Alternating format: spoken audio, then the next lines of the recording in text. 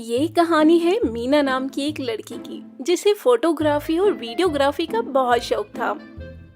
अरे यार, इस दो कौड़ी के फोन से एक भी फोटो अच्छी नहीं आती है। तभी वहां मीना की माँ पल्लवी आती है। अरे बेटा पल्लवी, फोटो ही खींचती रहोगी या खाना भी खाओगी? अरे माँ, मैंने आपसे कितनी बार कहा है कि मुझे एक कैमरा दिलवा दो, लेकिन आप तो मेरी सुनने को ही तैयार नहीं है। बेटा, तेरा एक कैमरा का दाम भी तो 10 कैमरे के बराबर है। अरे माँ, आपकी एक ही तो बेटी है और आप उसे एक कैमरा नहीं दिलवा सकती हो। अगर आप मुझे कैमरा नहीं दिलवाओगी तो मैं खाना भी नहीं खाऊंगी। नाटक बंद कर, तेरी मनपसंद बिरयानी बनाई है मैंने। अच्छा, आज खा ले रही हूँ लेकिन कल से नहीं खाऊंगी। हाँ, चल देखती हूँ कि तू अपनी बातों पर अमल करती है या नहीं। हाँ, देख लेना आप। पहले मैं जरा आज अपनी बिरयानी खा लूं। पगली। तो मीना डाइनिंग टेबल पर बैठती है और अपनी बिरयानी खाने लग जाती है। खैर, इसके कुछ दिन बाद एक दिन मीना के पापा ऑफिस से घर आते हैं। ले बेटा, तेरा बर्थडे गिफ्ट। अरे पापा, मुझे जो चाहिए वो तो आप मुझे देंगे नहीं, तो इसका क्या फायदा? अरे बेटा, मुझे मालूम है कि तुझे क्या चाहिए, लेकिन जरा इसे भी तो खोलकर देख ले एक बार। इसमें भी बहुत अच्छी चीज है। खोल ही लेती हूँ अब, इतने प्यार से जो लेकर आए हैं आप मेरे लिए। मीना गिफ्ट खोलती है तो देखती है कि उसमें कैमरा रखा हुआ है। ये देखकर मीना खुशी के मारे पागल हो जाती है। अजी, मैंने आपसे मना किया था ना कि इतना महंगा कैमरा अभी मत दिलाइए इसे। आप भी ना। अरे पल्लवी, तुम इतना टेंशन क्यों ले रही हो? अरे इसे फोटोग्राफी और वीडियोग्राफी का शौक है। अगर हम इसके शौक पूरे नहीं करेंगे तो कौन करेगा? Yes papa, you are the great. आप तो मुझे बहुत अच्छे से समझते हैं। उफ भगवान, ये दोनों बाप बेटी का क्या करूं मैं। हाँ माँ, आप बैठो, मैं पापा के लिए खाना लगाती हूँ। देखा, आपसे कैमरा मिल गया तो खाना भी लगा रही है अब। अरे कोई बात नहीं, अभी इतनी बड़ी बेटी भी नहीं हुई है हमारी, बच्ची ही तो है। खैर, अब मीना को अपना पसंदीदा कैमरा मिल चुका था, इसलिए वो अब अच्छे अच्छे स्पॉट पर जाकर फोटोग्राफी करना शुरू कर देती है। कि तभी एक दिन जब मीना किसी खूबसूरत नदी के किनारे फोटोग्राफी कर रही थी, तभी उसके पास एक आदमी मुंह में रुमाल बांधे हुए आता है। ए, तुम लोग कौन हो? अरे जाने मन, हम लोग कौन है अभी तुझे बताते हैं।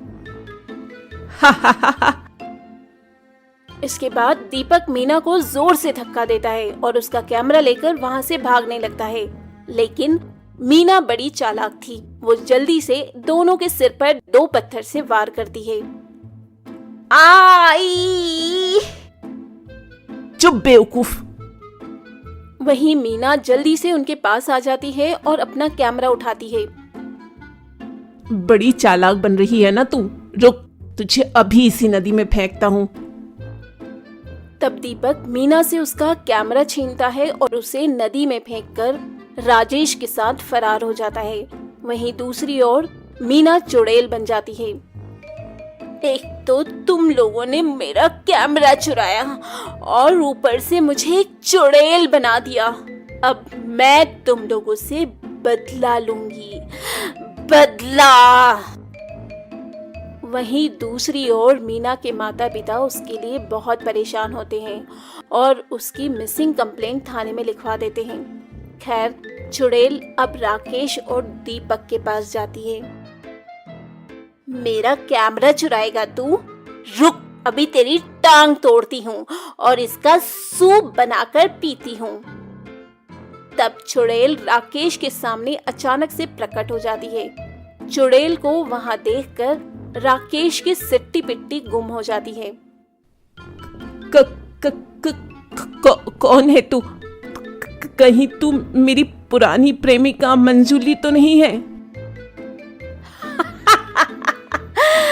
अपनी शक्ल देखी आईने में? तेरी कोई पुरानी प्रेमिका भी थी? यकीन नहीं होता। अच्छा, तू मेरा ध्यान भटकाने की कोशिश मत कर, वरना तुम कोई भी हो, मुझे माफ कर दो, मुझे जाने दो। वैसे मैं इतना बुरा भी नहीं दिखता। हाँ, तू बुरा नहीं दिखता, लेकिन जब तू मरेगा ना तो तू बहुत ही बुरा दिखेगा।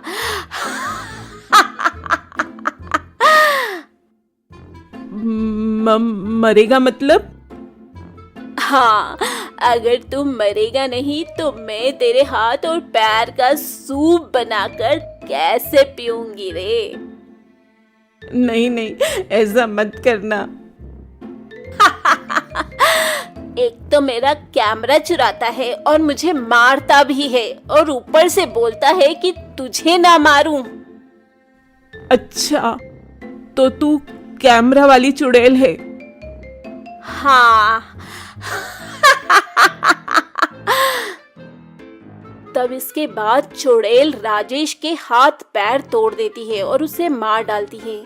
उसे मारने के बाद चुड़ैल वो कैमरा अपने हाथ में लेती है। रुक, ऐसे ही रहना, अब तेरी एक फोटो खींचती हूँ। और चुड़ैल अपने कैमरे से राजेश की लाश की फोटो खींचती है और बहुत खुश होती है। अगर मैं ना मरती ना तो बहुत अच्छी फोटोग्राफर बन जाती। वाह मीना, तेरी फोटोग्राफी का तो कोई जवाब नहीं। सोच रही हूँ अब से मैं बुरे लोगों को ऐसे ही मारूंगी और उनकी ऐसे ही तस्वीर लूंगी। इसका मैं तो बड़ा मजा आने वाला है मीना। लेकिन दूसरा वाला आदमी कहाँ है? पहले तो उसे मारूंगी और सोच रही हूँ कि उसकी खोपड़ी का सूप बनाकर पीऊं। और चुड़ैल अब दीपक को ढूंढने लग जाती है। वहीं शाम को जब दीपक राजेश के पास आता है तो देखता है कि किसी ने राजेश को बहुत बुरी मौत मारा है। नहीं, कहीं ये काम उसी लड़की की आत्मा का तो नहीं है? मुझे भागना होगा यहाँ से। तभी वो वहाँ से भाग जाता। वहीं दूसरी ओर चुड़ैल एक आदमी की दुकान के पास जाती है। दरअसल वो आदमी मोहल्ले में बासी मिठाइयाँ बेचता था। इस आदमी की वजह से मेरा बहुत बुरा वाला पेट खराब हो गया था। इसे तो मारना ही पड़ेगा। खैर, वो आदमी अपनी दुकान बंद करके घर के लिए निकलने लगता है कि थोड़ी दूर आगे बढ़ने पर एक सुनसान गली में उसे चुड़ैल मिल जाती है। चुड़ैल? वो भी कैमरे वाली? आजकल चुड़ैलों के पास भी कैमरा होता है क्या? और क्या, हम लोग मॉडर्न जमाने के चुड़ैल हैं। हमारे पास सब कुछ होता है। अच्छी बात है, अच्छी बात है, लेकिन तुम्हें मुझसे क्या काम है? सुना है तू बासी मिठाइयाँ बेचता है जिससे लोगों की तबीयत खराब हो जाती है। नहीं नहीं, ये किसने बोला? ये सब गलत है। मैं तो कॉलोनी में सबसे ताजी मिठाइयाँ बेचता हूँ। तभी चुड़ैल अपनी शक्ति से उस आदमी की दुकान की मिठाइयाँ अपने हाथों में प्रकट करती है। अच्छा, तो ये ले, अपनी सारी मिठाई खा ले। अब वो आज मेरा पेट खराब है। मुझे पता था कि तू यही बोलेगा, लेकिन मैं तो तुझे ये मिठाई खिलाऊंगी। नहीं नहीं। जबरदस्ती उस आदमी के मुंह में मिठाई के डिब्बे को ठूंस देती है, जिससे उस आदमी की मौत हो जाती है। बड़ा आया, मेरा पेट खराब करेगा। गया ना काम से। उसे मारने के बाद चुड़ैल उसकी तस्वीर ले लेती है। मोटा गेंडा कहीं का, इसकी तो फोटो भी अच्छी नहीं आई। इसके बाद चुड़ैल दीपक को ढूंढने लग जाती है, लेकिन फिर भी उसे दीपक का कहीं पता नहीं चलता। आखिर ये दुष्ट दीपक है कहाँ? पता नहीं क्यों मैं अपनी शक्ति से भी उसको देख नहीं पा रही हूँ। लगता है कुछ गड़बड़ है। तब तक मैं अपने नए शिकार को ढूंढती हूँ। ये बोलते बोलते चुड़ैल रास्ते में जा रही थी कि तभी उसे एक आदमी मिल जाता है जो किसी औरत की चेन छीनकर भाग रहा था। अभी इसको सबक सिखाती हूँ, चोर कहीं का। चुड़ैल उस चोर के सामने चली जाती है। चुड़ैल! अरे चोर, कितनी चोरी करेगा? हाँ, जाने दे चुड़ैल, मेरी एक छोटी बेटी है। तो क्या उसे भी चोरी करना सिखाएगा? तुझे तो मरना पड़ेगा ही, नहीं तो तू अपनी बेटी से भी चोरी ही करवाएगा। इसके बाद चुड़ैल उसे मार देती है और उसे एक खंबे से लटकाकर उसकी फोटो खींचती है। ये फोटो तो बड़ी जबरदस्त आई है। खैर, कुछ दिन बीत जाते हैं और कॉलोनी में चुड़ैल के बारे में सबको पता चलने लगता है। तभी एक दिन कॉलोनी वाले पंडित को बुलाते हैं। उस घर की एक सदस्य है वो चुड़ैल। पंडित जी, ये तो मेरा घर है। हाँ, तुम्हारी बेटी मर चुकी है और वो चुड़ैल में बदल चुकी है। वही ये सब कर रही है। ये सुनकर मीना के माता पिता बहुत रोते हैं। रो मत बेटी, हमें उसकी आत्मा को मुक्ति दिलाना होगा। ठीक है पंडित जी, आप जो कहेंगे हम वही करेंगे। मीरा का एक खूनी है जो अभी तक पकड़ा नहीं गया है। हो सकता है कि उसके पकड़े जाने के बाद उसे मुक्ति मिल जाए। अच्छा पंडित जी। खैर, कुछ दिन बाद इंस्पेक्टर दीपक को पकड़ लेते हैं और उसे पकड़कर उसे हथकड़ियां लगाकर कॉलोनी में ले आते हैं, जहां आज कॉलोनी वाले पूजा करने वाले हैं। बेटा मीना, हमें पता है कि तुम्हारे साथ बहुत गलत हुआ है, लेकिन तुम बेवजह बेकसूरों को मत मारो। और ये देखो, दीपक पकड़ा गया है, हमारे सामने आओ। तभी चुड़ैल वहां पर प्रकट हो जाती है। वो लोग बेकसूर नहीं थे। माना कि वो लोग बेकसूर नहीं थे, लेकिन कानून को अपने हाथ में मत लो मीना।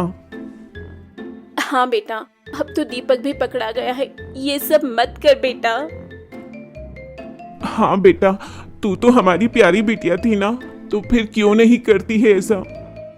इस तरह सभी लोग उसे बहुत समझाते हैं। ठीक है माँ पापा, मैं अब से किसी को भी नहीं मारूंगी, लेकिन इस दीपक को भी नहीं छोड़ूंगी। अलविदा। इतना कहने के बाद चुड़ैल दीपक को अपने साथ हवा में उड़ाकर ले जाती है और जाते जाते ऊपर से कॉलोनी वालों की फोटो भी खींच लेती है।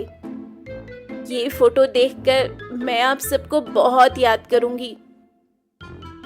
वहीं चुड़ैल दीपक को अपनी दुनिया में ले जाकर उसे क्षण भर में मार देती है और इस तरह चुड़ैल का बदला पूरा हो जाता है।